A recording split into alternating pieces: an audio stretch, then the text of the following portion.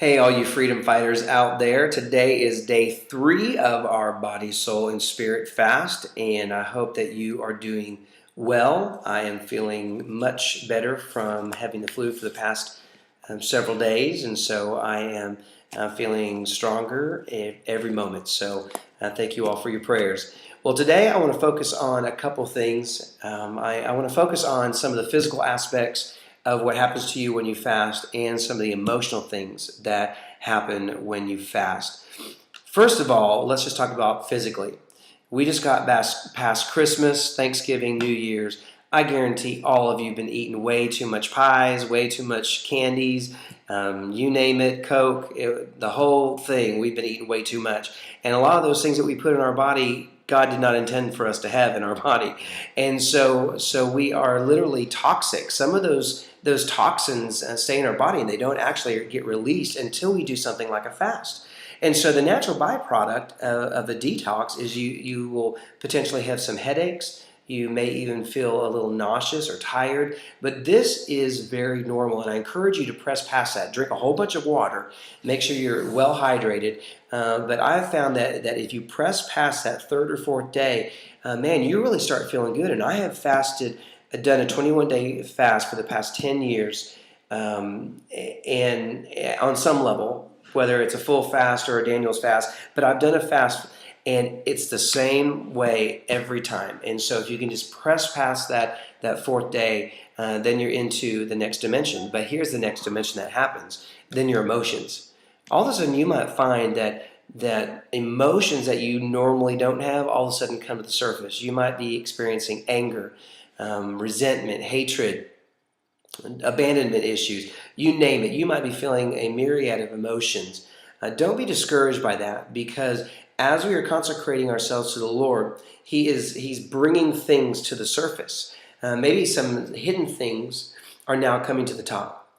And so here's what I want you to do, since we are doing a mind fast as well.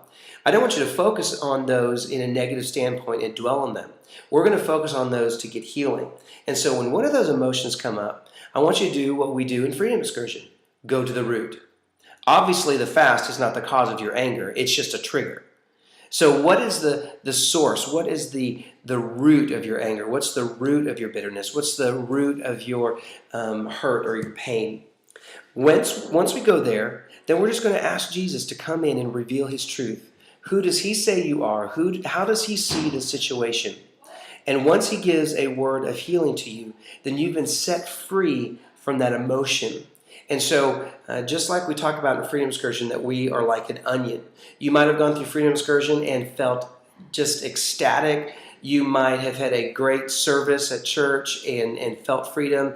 And then Monday rolls around and then something else comes up. Well, it's because we're an onion. We peel off one layer and then another layer comes to the surface. And so that's what we're doing.